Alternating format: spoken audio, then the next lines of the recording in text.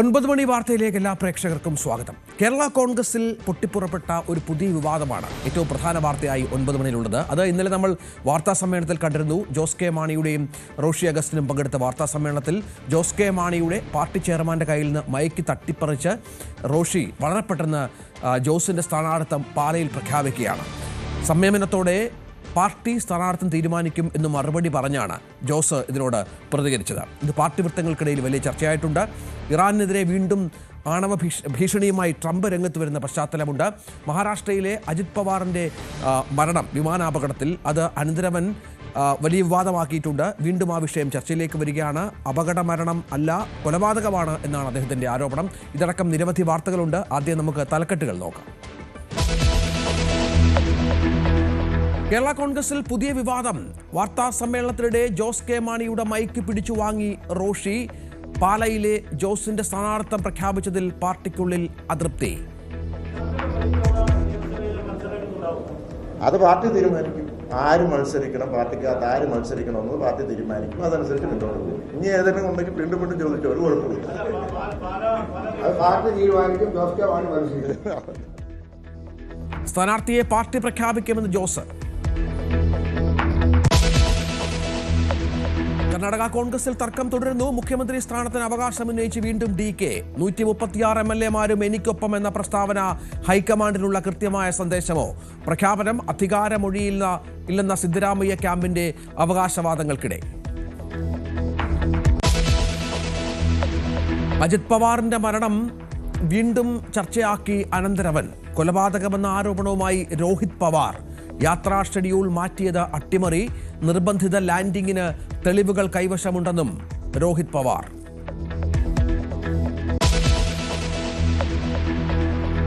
ബംഗ്ലാദേശിൽ നാളെ പൊതുതെരഞ്ഞെടുപ്പ്. ഷെയ്ഖ് ഹസീന വിഷയത്തിൽ ഇന്ത്യക്കെതിരെ ആഞ്ഞടിച്ച് ബംഗ്ലാദേശ് നാഷണൽ പാർട്ടിയുടെ പ്രചാരണം. ഒരു ഹിന്ദു പൗരൻ കൂടി ആക്രമണത്തിനിരയായി മരിച്ചു. വ്യാപാരിയായ സുസൈൻ ചന്ദ്ര സർക്കാരിനെ അജ്ഞാതർ വെട്ടിക്കൊന്നു.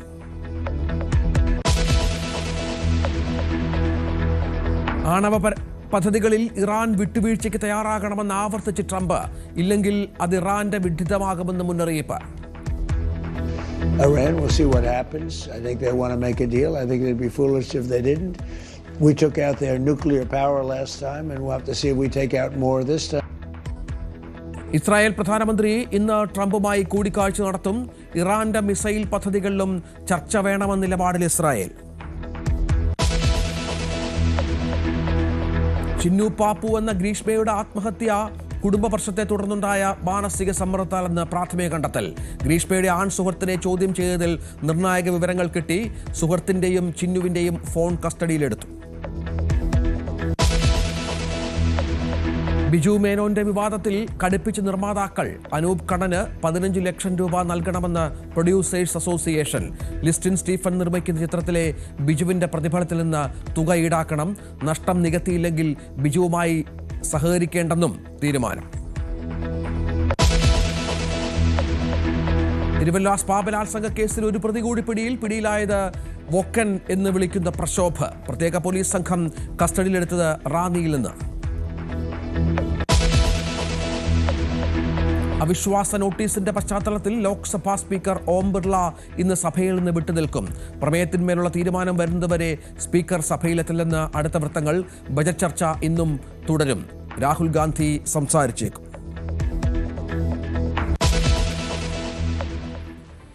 വാർത്തകളുടെ വിശദാംശങ്ങളിലേക്ക്. വളരെ പ്രധാനപ്പെട്ട ഒരു വാർത്തയിലേക്ക് തന്നെ ആദ്യം പാലയിൽ ആര് മത്സരിക്കുമെന്നാണ് മാധ്യമപ്രവർത്തകർ ചോദിച്ചത്.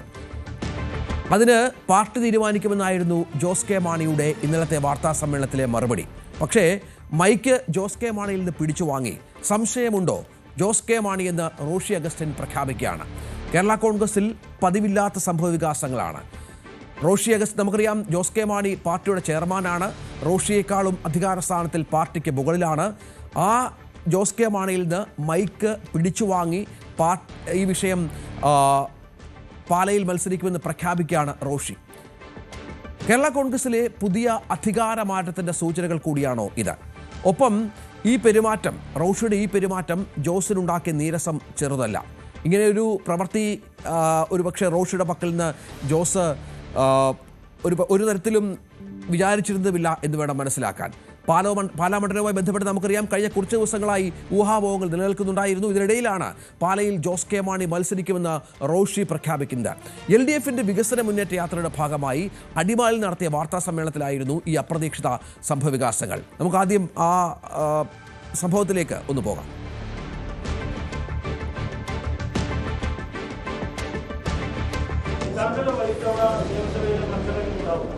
അത് പാർട്ടി തീരുമാനിക്കും. ആര് മത്സരിക്കണം, പാർട്ടിക്കകത്ത് ആര് മത്സരിക്കണം എന്നത് പാർട്ടി തീരുമാനിക്കും. അതനുസരിച്ച് മുന്നോട്ട് പോകും. ഇനി ഏതെങ്കിലും ഉണ്ടെങ്കിൽ വീണ്ടും ചോദിച്ചോ, ഒരു കുഴപ്പമില്ല. അത് പാർട്ടി തീരുമാനിക്കും. ജോസ് കെ മാണി മത്സരിക്കും. പിന്നെ ജോസ് കെ മാണി മത്സരിക്കുന്ന ആലോചനയുടെ കാര്യമുണ്ടോ? അതൊക്കെ പാർട്ടിയുടെ തീരുമാനങ്ങൾ അവർ സമയത്ത് പുറപ്പെടുവിക്കും എന്ന് മാത്രമേ ഉള്ളൂ. സജ്ജമായി രംഗത്ത് വരും, സജീവമായി നേരിടും. നല്ല വിജയം എല്ലാ മേഖലയിലും ഉണ്ടാവും. പാലായി തന്നെ മത്സരിക്കും. നമുക്ക് ദൃശ്യങ്ങളിൽ കാണാം, റോഷിയുടെ പക്കൽ നിന്ന് മൈക്ക് തിരിച്ചു വാങ്ങാൻ ശ്രമിക്കുന്നുണ്ട്. പക്ഷേ വീണ്ടും സ്ഥാനാർത്ഥിത്വം പ്രഖ്യാപിക്കുകയാണ് റോഷി എന്നുള്ളത് അസാധാരണമായ സംഭവവികാസമായി തന്നെ ഇതിനെ കാണണം. പാർട്ടി തീരുമാനിക്കുമെന്ന് ജോസ് കെ മാണി പറയുമ്പോഴാണ് റോഷി കുറച്ചുകൂടി അധികാരമെടുത്ത് പാലയിൽ ജോസ് മത്സരിക്കും എന്ന് പ്രഖ്യാപിക്കുന്ന പശ്ചാത്തലം ഉണ്ടാകുന്നത്. നമുക്കറിയാം, പാല 2 തവണ തോൽവിയുടെ കയ്പുനീർ ജോസ് കെ മാണി അറിഞ്ഞ മണ്ഡലം കൂടിയാണ് എന്ന കാര്യത്തിൽ സംശയമില്ല. ശ്രീജിത്ത് ഏറ്റവും പുതിയ വിവരങ്ങളുമായി ശ്രീജിത്ത് ചേരുകയാണ്. ശ്രീജിത്ത്, ഇത് ഒരു അത്യപൂർവമായ സംഭവവികാസമാണ്. പാർട്ടി ചെയർമാനാണ് പാർട്ടിയുടെ പരമാധികാരി. പാർട്ടി തീരുമാനമെടുത്ത് പ്രഖ്യാപിക്കേണ്ട ഒരു സ്ഥാനാർത്ഥം റോഷി. നമുക്കറിയാം, CPMന്റെ അല്ലെങ്കിൽ ഇടതു മന്ത്രിസഭയിലെ മന്ത്രിയാണ് റോഷി. കഴിഞ്ഞ കുറേ കാലങ്ങളായി നടക്കുന്ന സംഭവവികാസങ്ങൾ അറിയാം. മുന്നണി മാറാൻ ജോസ് തീരുമാനിക്കുന്നു. റോഷിയെ ഉപയോഗിച്ച് CPM ഈ വിഷയം അട്ടിമറിക്കുന്ന പശ്ചാത്തലമുണ്ടാകുന്നു. വീണ്ടും തിരിച്ച് LDFൽ തുടരുമെന്ന് ജോസ് പ്രഖ്യാപിക്കുന്നു. ഇങ്ങനെ അതിന് പിന്നാലെയാണ് ഇത്തരം സംഭവവികാസങ്ങൾ. എന്തു കരുതണം? ആദ്യമായല്ലോ ഇങ്ങനെ ഒരു കാര്യം സംഭവിക്കുന്നതും.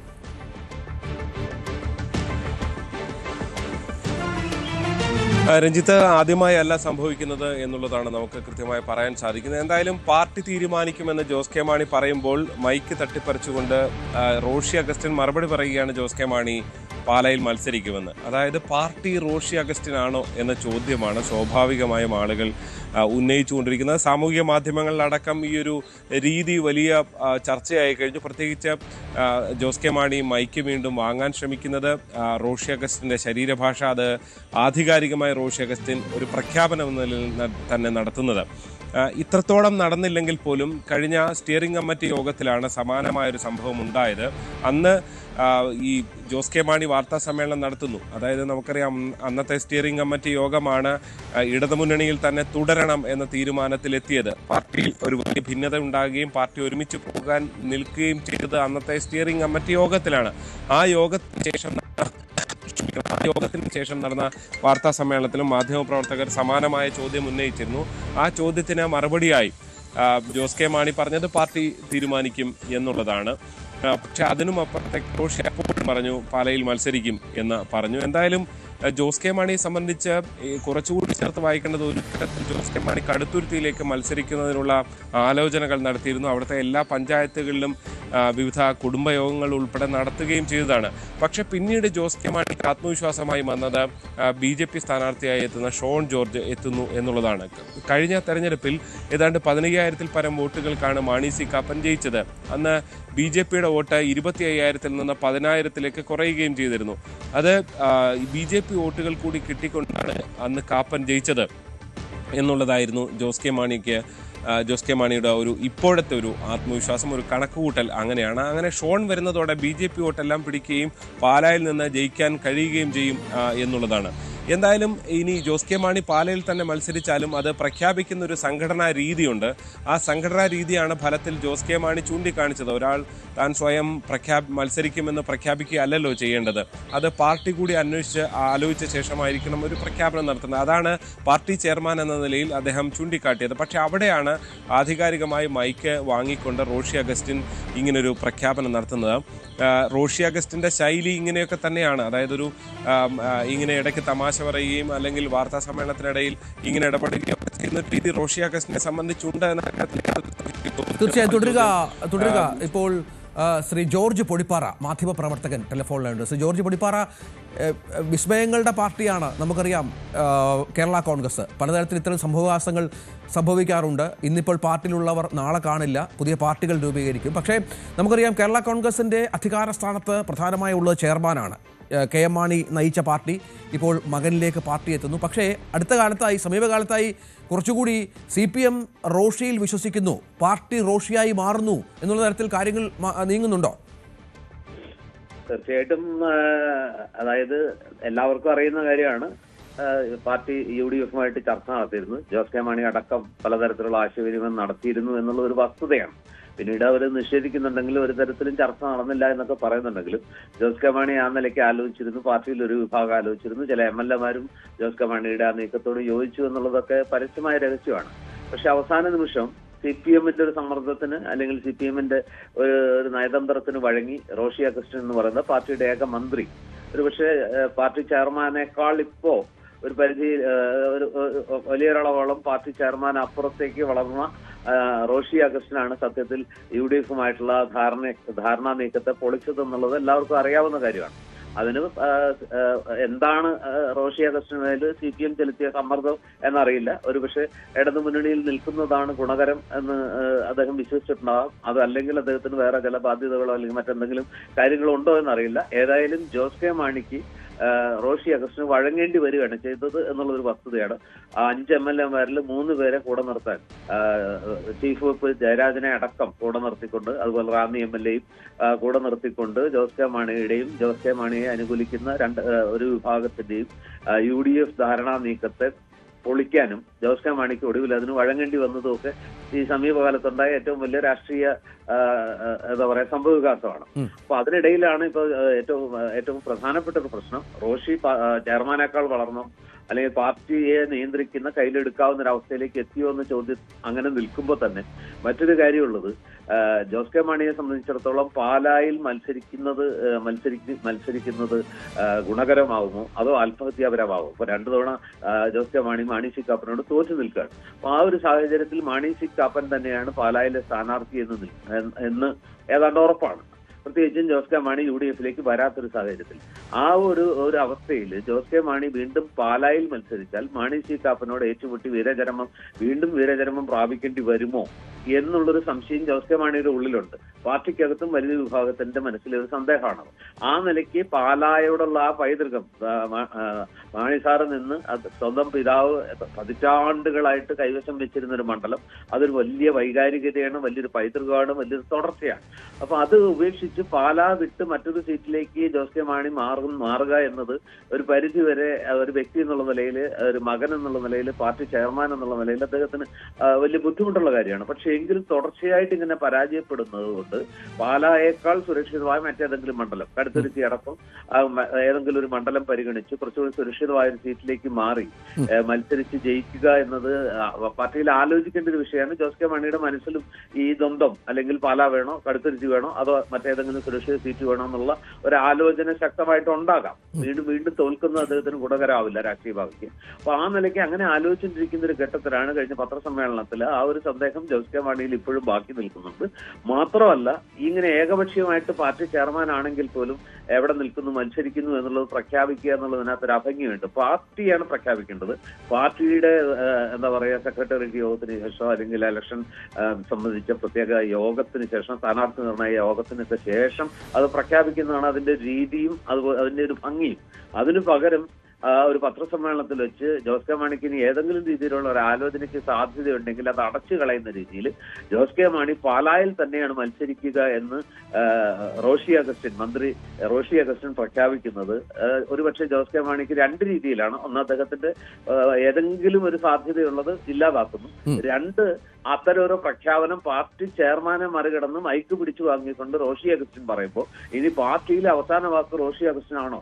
ജോസ് കെ മാണിക്ക് അപ്പുറത്ത് കാര്യങ്ങൾ പറയാനുള്ള ഒരു അധികാരം അല്ലെങ്കിൽ അത്തരത്തിലേക്ക് റോഷി അഗസ്റ്റിൻ പാർട്ടിയിൽ പിടിമുറുക്കിയോ വളർന്നോ എന്നുള്ളൊരു സംശയം കൂടി അത് സൃഷ്ടിക്കുന്നുണ്ട്. അതുകൊണ്ടാണ് ജോസ് കെ മാണി അസ്വസ്ഥനാവുന്നത്. കാരണം അല്ലെങ്കിൽ തന്നെ റോഷി അഗസ്റ്റിൻ ജോസ് കെ മാണിയുടെ നീക്കങ്ങൾക്ക് തടയിടുന്നു, MLA-മാരിൽ കൂടുതൽ പേരെ സ്വന്തം വലയത്തിലാക്കുന്നു. അതിന്റെ പുറമെ ജോസ് കെ മാണിക്ക് ഇങ്ങനെ ഒരു സാധ്യത അടച്ചു കളയുന്ന രീതിയിൽ കയറി പ്രഖ്യാപനം നടത്തുമ്പോൾ തീർച്ചയായിട്ടും പാർട്ടി ചെയർമാൻ എന്നുള്ള നിലയ്ക്ക്, കൈമാണി സാറിന്റെ മകൻ എന്നുള്ള നിലയ്ക്ക്, പാർട്ടിയുടെ ന്യായമായ നാച്ചുറൽ പിന്തുടർച്ചാവകാശി എന്നുള്ള നിലയ്ക്ക് പാർട്ടിയേക്കാൾ അല്ലെങ്കിൽ ജോസ് കെ മാണിയേക്കാൾ റോഷി അഗസ്റ്റിൻ ഇടതുമുന്നണിക്ക് പ്രിയങ്കരനാവുന്നു. ഒപ്പം പാർട്ടിയിൽ ഏറ്റവും പ്രധാനപ്പെട്ട അധികാര സ്ഥാനത്തിലേക്ക് എത്തുന്നു എന്നൊരു തോന്നൽ മറ്റുള്ളവർക്ക് ഉണ്ടാക്കുന്ന രീതിയിൽ ഈ പ്രഖ്യാപനം നടത്തിയത് തീർച്ചയായിട്ടും അതിനകത്തൊരു അപാകതയുണ്ട്. തീർച്ചയായും അതാണ് പാർട്ടി അണികൾക്കിടയിലും വലിയ ചർച്ച. അത് തന്നെയാണ് ശ്രീ ജോർജ് പൊടിപ്പാറയാണ് പ്രതികരിച്ചത്.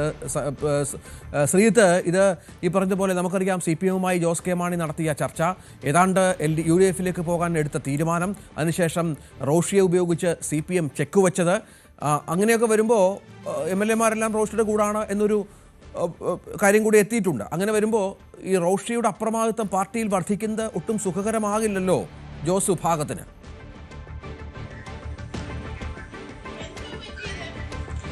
തീർച്ചയായും അത് ഗുണകരമാകില്ല എന്ന കാര്യത്തിൽ യാതൊരു സംശയവുമില്ല. അധികാര കേന്ദ്രം മാറുന്നു എന്നതിൻ്റെ ഒരു പ്രത്യക്ഷ സൂചനയായി ഇത് വ്യാഖ്യാനിക്കപ്പെടുമെന്ന കാര്യത്തിൽ സംശയമില്ല. അത് കേവലം ഒരു വാർത്താ സമ്മേളനത്തിൽ മൈക്ക് പിടിച്ച് വാങ്ങിയത് അതൊരു ചിത്രമാണ്. അതിനപ്പുറത്തേക്ക് കഴിഞ്ഞ കുറച്ചു കാലമായി നടന്ന രാഷ്ട്രീയ നീക്കങ്ങൾ അങ്ങനെ തന്നെയാണ്.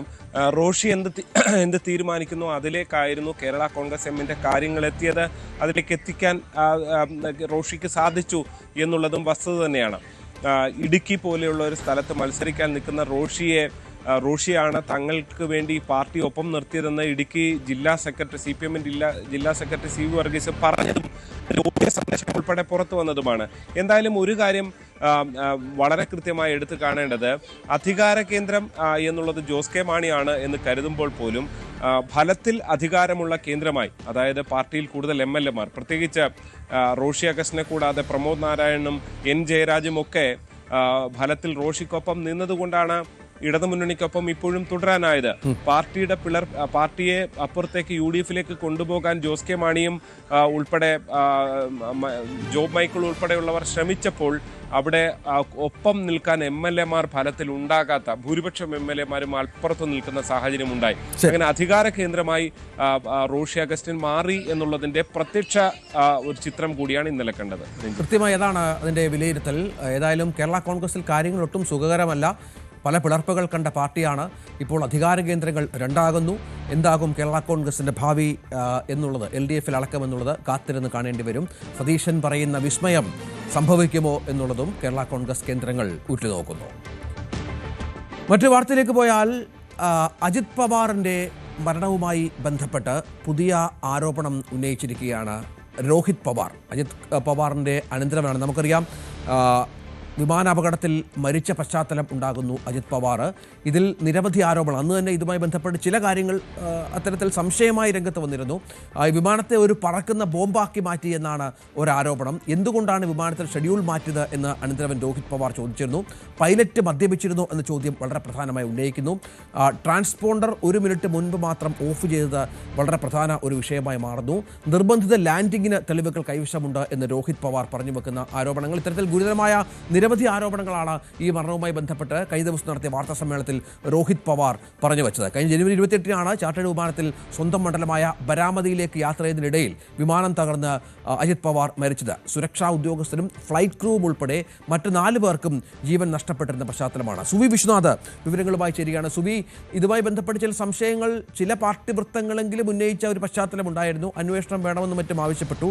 പക്ഷേ കുടുംബവും പാർട്ടിയും പൂർണ്ണമായും ആ സംശയങ്ങൾ ഇല്ല എന്ന അസന്നിഗ്ധമായി വ്യക്തമാക്കുന്ന സാഹചര്യം നമുക്കറിയാം. ഇപ്പോൾ എന്താണ് രോഹിത് പവാർ ഉന്നയിക്കുന്ന ആരോപണം? എന്ത് തെളിവാണ് തന്റെ കൈവശമുണ്ടെന്ന് രോഹിത് പറയുന്നത്? രഞ്ജിത്ത്, മഹാരാഷ്ട്ര ഉപമുഖ്യമന്ത്രിയും NCP മേധാവിയുമായ അജിത് പവാറിന്റെ മരണത്തിൽ ഗൂഢാലോചനയുണ്ട് എന്നാണ് കുടുംബം ആരോപിക്കുന്നത്. ഈ ആരോപണവുമായി മുന്നോട്ട് വന്നിരിക്കുന്നത് അനന്തിരവനും NCP MLA-യുമായ രോഹിത് പവാറാണ് എത്തിയിരിക്കുന്നത്. അദ്ദേഹം നിരവധി സംശയങ്ങളും ഇതുമായി ബന്ധപ്പെട്ട് ഉന്നയിക്കുന്നുണ്ട്.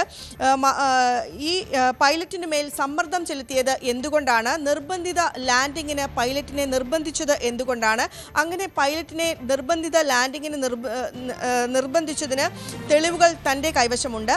പൈലറ്റ് മദ്യപിച്ചിരുന്നു ഈ വിമാനം പറത്തുന്ന സമയത്ത്. പൈലറ്റിൻ്റെ ആൽക്കഹോൾ ടെസ്റ്റ് പോസിറ്റീവ് ആയിരുന്നുവെന്നും അദ്ദേഹം സംശയം പ്രകടിപ്പിക്കുകയാണ്. ആൽക്കഹോൾ ടെസ്റ്റ് പോസിറ്റീവ് ആയിരുന്നു. വിമാനത്തിൽ കൂടുതൽ ഇന്ധനം നിറച്ചിരുന്നു. എന്തിനാണ് ഇത്തരത്തിൽ വിമാനത്തിൽ കൂടുതൽ ഇന്ധനം നിറച്ചിരുന്നത്? ഒരു പറക്കുന്ന ബോംബായി വിമാനത്തെ മാറ്റി എന്നൊരു ആരോപണമാണ് രോഹിത് പവാർ ഉന്നയിക്കുന്നത്. അദ്ദേഹം പറയുന്നത് അപകടം നടന്ന റൺവേ 29 ഏറ്റവും സുരക്ഷിതമായിരുന്നു. പക്ഷേ പൈലറ്റ് നിർബന്ധം പിടിച്ചു. റൺവേ 11ലേക്ക് മാറ്റാൻ പൈലറ്റ് നിർബന്ധം പിടിച്ചു. അതെന്തിനായിരുന്നു? പൈലറ്റിനെ അവസാന നിമിഷം മാറ്റിയത് എന്തിനായിരുന്നു? തുടങ്ങിയ സംശയങ്ങളാണ് രോഹിത് പവാർ ഉന്നയിക്കുന്നത്. അദ്ദേഹം ഇതിൽ വിശദമായ അന്വേഷണം നടത്തണം എന്നൊരു ആവശ്യവും ഉന്നയിച്ചിട്ടുണ്ട്. പ്രത്യേകം മറ്റൊരു പ്രധാനപ്പെട്ട കാര്യം അദ്ദേഹം പറയുന്നത് എന്താണ് എന്ന് വെച്ചാൽ, ജനുവരി 28-നാണ് അജിത് പവാറിൻ്റെ മരണം സംഭവിക്കുന്നത്. പക്ഷേ അദ്ദേഹത്തിൻ്റെ അപകടം സംഭവിക്കുന്നത് ജനുവരി 27-ന് മുംബൈയിൽ നിന്ന് അജിത് പവാർ പൂനെയിലേക്ക് പോകേണ്ടതായിരുന്നു. ഒരു പ്രധാന വ്യക്തിത്വം വരാൻ വൈകിയതുകൊണ്ട് അന്നത്തെ യാത്ര മുടങ്ങി. അതിനുശേഷമാണ് 28-ലേക്ക് യാത്ര പോയത്. ഇതിൽ എന്തെങ്കിലും ഗൂഢാലോചനയുണ്ടോ എന്ന സംശയവും അദ്ദേഹം ഉന്നയിക്കുകയാണ്. ജനുവരി 28-നാണ് ബാരാമതിയിലെ തൻ്റെ മണ്ഡലത്തിലേക്ക് പോകുന്നതിനിടെയാണ് അജിത് പവാർ വിമാനാപകടത്തിൽ മരിക്കുന്നത്. അതിൽ 4 ക്രൂ ഉൾപ്പെടെ 4 പേർക്ക് ജീവഹാനി സംഭവിച്ചിരുന്നു. ഈ സംഭവം ആദ്യഘട്ടത്തിൽ കുടുംബം പറഞ്ഞത് അതിൽ അട്ടിമറി ഇല്ല എന്നായിരുന്നു. പക്ഷേ ഇതിൽ ഇത്രയും കാരണങ്ങൾ വരുന്ന ഒരു പശ്ചാത്തലത്തിൽ വലിയ തോതിൽ ഒരു അട്ടിമറി ഉണ്ടായിട്ടുണ്ട് എന്നൊരു സംശയമുണ്ട് എന്നാണ് കുടുംബം ഇപ്പോൾ പറയുന്നത്. പ്രത്യേകമായ ഒരു അന്വേഷണം വേണം. ആ അന്വേഷണം പ്രധാനമായും എടുത്തു പറയുകയാണെങ്കിൽ AAIB UK-യുടെ BEA NTSB ഇവയിൽ ഏതെങ്കിലും ഒന്ന് അന്വേഷണം പുറമെ നടത്തണം എന്നൊരാവശ്യവും അദ്ദേഹം ഉന്നയിക്കുന്നുണ്ട്. ഒപ്പം തന്നെ വിമാനത്തിൻ്റെ ബ്ലാക്ക് ബോക്സിലെ വിവരങ്ങൾ കൃത്യമായി കുടുംബത്തെ അറിയിക്കണമെന്നും രോഹിത് പവാർ പറയുന്നുണ്ട്. രഞ്ജിത്ത്, തീർച്ചയായും അതാണ് ഈ അജിത് പവാറിൻ്റെ മരണം വീണ്ടും വിവാദമാക്കുകയാണ് രോഹിത് പവാർ. അന്വേഷണം വേണമെന്ന ആവശ്യമാണ് ഉന്നയിക്കുന്നത്. അട്ടിമറിയാണ് സംഭവിച്ചത് എന്നും വിമാനത്തെ പറക്കുന്ന ബോംബാക്കി മാറ്റിയത് ആരാണ് എന്ന ചോദ്യവും രോഹിത് പവാർ ഉന്നയിക്കുന്നു. മറ്റൊരു വാർത്തയിലേക്ക്, ഇറാനോട് ഭീഷണി ആവർത്തിച്ച് ഡൊണാൾഡ് ട്രംപ് വീണ്ടും രംഗത്ത് വരികയാണ്. ആണവ പദ്ധതികളിൽ ഇറാൻ വിട്ടുവീഴ്ചയ്ക്ക് തയ്യാറായില്ലെങ്കിൽ അത് ഇറാന്റെ വിഡ്ഢിത്തമാകുമെന്ന മുന്നറിയിപ്പാണ് ട്രംപ് ഉന്നയിക്കുന്നത്. ഫോക്സ് മാഗസിന് നൽകിയ അഭിമുഖത്തിലാണ് ട്രംപിൻ്റെ ഈ പ്രതികരണം. ഇറാൻ അമേരിക്ക നയതന്ത്ര ചർച്ചകൾ പുരോഗമിക്കുന്നതിനിടെ ഇസ്രായേൽ പ്രധാനമന്ത്രി ബെഞ്ചമിൻ നെതന്യാഹു ട്രംപുമായി ഇന്ന് കൂടിക്കാഴ്ച നടത്തുന്നുണ്ട്. ഇറാന്റെ മിസൈൽ പദ്ധതികളിലും ചർച്ച വേണമെന്ന നിലപാടാണ് ഇസ്രായേലിനുള്ളത്. ട്രംപിൻ്റെ വാക്കുകളിലേക്ക് ആദ്യം. Iran, we'll see what happens. I think they want to make a deal. I think it'd be foolish if they didn't. We took out their nuclear power last time, and we'll have to see if we take out more this time. Iran, we'll see what happens. I think they want to make a deal. Karthik വിവരങ്ങളുമായി ചേരാണ്. കാർത്തിക്, ചർച്ചകൾ ഒരു തലത്തിൽ പുരോഗമിക്കുന്നുണ്ട്, മറുതലത്തിൽ ട്രംപിൻ്റെ ഭീഷണികൾ വല്ലാതെ സംഭവിക്കുന്നുണ്ട്. ഇറാനും ഒട്ടും വിട്ടുകൊടുക്കുന്നില്ല. ട്രംപിൻ്റെ ഓരോ ഭീഷണികൾക്കും വളരെ കൃത്യമായ മറുപടി ഇറാൻ്റെ ഭാഗത്ത് നിന്ന് ഉണ്ടാകുന്ന സാഹചര്യമുണ്ട്. എന്താണ് യഥാർത്ഥത്തിൽ സംഭവിക്കുന്നത്? ഈ ചർച്ചകൾക്ക് ഒരു ഫലമുണ്ടാകുന്നില്ല എന്നുള്ളതാണോ? ആക്രമണത്തിന് അമേരിക്ക ഏത് നിമിഷവും തയ്യാറാണ് എന്നുള്ളതാണോ? രഞ്ജിത്ത്, ഇത്തരത്തിലൊരു ഡ്യുവൽ സ്ട്രാറ്റജിയാണ് ഇറാനും അമേരിക്കയും സ്വീകരിക്കുന്നത് എന്നതാണ് ഏറ്റവും ശ്രദ്ധേയം. ഒരു വശത്ത് നയതന്ത്ര ചർച്ചകൾ സജീവമായി തുടരുമ്പോൾ നയതന്ത്ര ചർച്ചകൾക്കൊപ്പം തന്നെ സൈനിക വിന്യാസവും ഒപ്പം തയ്യാറെടുപ്പുകളും സംബന്ധിച്ച പ്രതികരണങ്ങളും നേതാക്കളുടെ ഭാഗത്ത് നിന്ന് ഉണ്ടാകുന്നു. എന്തായാലും ആണവ പദ്ധതികളുമായി ബന്ധപ്പെട്ട നയതന്ത്ര ചർച്ചകൾ പുരോഗമിക്കുന്നതിനിടെയാണ് വീണ്ടും ട്രംപിൻ്റെ പ്രതികരണം എന്നതാണ് ഏറ്റവും ശ്രദ്ധേയം. ട്രംപ് ഈ അഭിമുഖത്തിൽ വ്യക്തമാക്കുന്നത് ഇറാൻ നിലവിലെ ചർച്ചകളിൽ ചില വിട്ടുവീഴ്ചകൾക്ക് തയ്യാറാകണം, ഇറാന് ഒരു ഡീലിലേക്ക് എത്താൻ താല്പര്യമുണ്ട് എന്നാണ് മനസ്സിലാക്കാൻ സാധിക്കുന്നത്. അല്ലാത്തപക്ഷം അത് ഇറാൻ്റെ വിഡ്ഢിത്തമാണ് എന്നുകൂടി ട്രംപ് പറഞ്ഞു വയ്ക്കുന്നു. മറ്റൊന്ന്, ജൂണിൽ നടന്ന 12 ദിവസത്തെ ആ യുദ്ധവും ഈ അഭിമുഖത്തിൽ ട്രംപ് ഓർമ്മിപ്പിക്കുന്നു എന്നതാണ് ഏറ്റവും ശ്രദ്ധേയം. കഴിഞ്ഞ ജൂണിൽ നടന്ന 12 ദിവസത്തെ യുദ്ധത്തിൽ ഇറാൻ്റെ ആണവ ശക്തി തകർക്കാൻ കഴിഞ്ഞു. ഇനിയും എന്തൊക്കെ കാര്യങ്ങൾ സാധ്യമാകുമെന്ന് പരിശോധിക്കാമെന്നുകൂടി ട്രംപ് ഈ അഭിമുഖത്തിൽ പറയുമ്പോൾ ഏത് സാഹചര്യവും നേരിടാനും മടിക്കില്ല എന്നുകൂടി ആ സന്ദേശം കൂടിയാണ് ട്രംപ് നൽകുന്നത്. എന്തായാലും ഇന്ന് വൈറ്റ് ഹൗസിൽ ഒരു നിർണായക കൂടിക്കാഴ്ച നടക്കുന്നുണ്ട്. അതായത് ഇസ്രായേൽ പ്രധാനമന്ത്രി ബെന്യാമിൻ നെതന്യാഹു ഇന്ന് വൈറ്റ് ഹൗസിൽ ട്രംപുമായി കൂടിക്കാഴ്ച നടത്തും. സ്വാഭാവികമായും ഇറാൻ US ചർച്ചകളുടെ പശ്ചാത്തലത്തിൽ ഇറാൻ വിഷയം തന്നെയാവും സജീവമായി ചർച്ചയ്ക്ക് വരിക. ഇറാനുമേൽ സമ്മർദ്ദം ശക്തമാക്കണമെന്നുള്ളൊരു ആവശ്യം ബെഞ്ചമിൻ നെതന്യാഹു മുന്നോട്ട് വയ്ക്കും. പ്രധാനമായും ആണവ പദ്ധതികൾക്ക് പുറമെ ടെഹ്റാനിലെ മിസൈൽ പദ്ധതികൾ, ബാലിസ്റ്റിക് മിസൈൽ പദ്ധതികൾ അടക്കം നിജപ്പെടുത്തണം എന്നൊരാവശ്യം ഇറാൻ നേരത്തെ മുന്നോട്ട് വയ്ക്കുന്നുണ്ട്. ഇതടക്കമുള്ള കാര്യങ്ങളിൽ സമ്മർദ്ദം ശക്തമാക്കണം ഇറാനുമേൽ എന്ന് അമേരിക്കയോട് നെതന്യാഹു ആവശ്യപ്പെടും. അതോടൊപ്പം തന്നെ ഹമാസ്, ഹെസബുള്ള, ഹൂതികൾ അടക്കമുള്ളവർക്ക് ധനസഹായം നൽകുന്ന അടക്കമുള്ള കാര്യങ്ങളിൽ അവസാനിപ്പിക്കുന്ന തരത്തിൽ അവർക്ക് സഹായം നൽകുന്ന ഇടപെടലുകൾ ഇറാൻ്റെ ഭാഗത്ത് നിന്ന് ഇനി കുറയ്ക്കുന്ന തരത്തിൽ ഉള്ള നടപടികൾ, ആ നടപടികളിലും സമ്മർദ്ദം ഇറാനുമേൽ അമേരിക്ക ശക്തമാക്കണം എന്നൊരാവശ്യം നെതന്യാഹു മുന്നോട്ട് വയ്ക്കും. എന്തായാലും നെതന്യാഹുവിൻ്റെ ഈ വൈറ്റ് ഹൗസ് കൂടിക്കാഴ്ച വളരെ സസൂക്ഷ്മമാണ് ഇറാനും നിരീക്ഷിക്കുന്നത് എന്നതാണ് ഏറ്റവും ശ്രദ്ധേയം. ഇതിനിടെ കഴിഞ്ഞ ദിവസം ഒമാനിൽ ഇറാൻ്റെ പരമോന്നത നേതാവ് ആയത്തുള്ള അലി ഖമനേയിയുടെ മുഖ്യ ഉപദേശകനും അതോടൊപ്പം തന്നെ ഇറാൻ്റെ സുരക്ഷാ കൗൺസിലിൻ്റെ സെക്രട്ടറിയുമായ അലി ലാരിജാനി ഒമാനിലെത്തിയിരുന്നു. ഒമാൻ സുൽത്താനുമായി അദ്ദേഹം 3 മണിക്കൂറോളം കൂടിക്കാഴ്ച നടത്തി. ഈ ഇറാൻ US ആദ്യഘട്ട ചർച്ചകൾക്ക് ശേഷമാണ് അദ്ദേഹം ഒമാനിലെത്തുന്നത് എന്നതാണ് ഏറ്റവും ശ്രദ്ധേയം. ചില നിർണായകമായ വിവരങ്ങളും രേഖകളും ഒമാൻ സുൽത്താൻ അലി ലാരിജാനിക്ക് കൈമാറിയിട്ടുണ്ട്. ഇത് അമേരിക്ക മുന്നോട്ട് വയ്ക്കുന്ന ആവശ്യങ്ങൾ സംബന്ധിച്ചാണ് എന്നാണ് പുറത്തുവരുന്ന വിവരങ്ങൾ. എന്തായാലും നയതന്ത്ര ചർച്ചകൾ ഒരു വശത്ത് തുടരുമ്പോഴും പരസ്പരം എന്തും നേരിടാൻ സജ്ജമാണെന്ന തരത്തിൽ സൈനിക വിന്യാസം സംബന്ധിച്ച പ്രതികരണങ്ങളുമാണ് ഇറാൻ്റെയും ഒപ്പം തന്നെ US-ൻ്റെയും നേതാക്കളുടെ ഭാഗത്തുനിന്നുണ്ടാകുന്നത്. ട്രംപിൻ്റെ പ്രതികരണത്തിൽ ആവർത്തിച്ചുള്ളത് ഒരു ഭീഷണിയുടെ സ്വരം തന്നെയാണ്. രഞ്ജിത്ത്. VR കാർത്തിക് വിവരങ്ങൾ പങ്കുവച്ചു.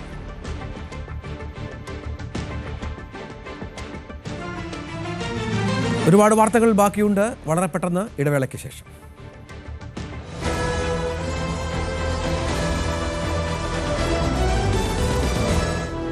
ആഗോള സാമ്പത്തിക ഭൂപടത്തിൽ ദക്ഷിണേഷ്യൻ രാഷ്ട്രങ്ങളുടെ സ്വാധീനം എന്നും ചർച്ചാ വിഷയമാണ്.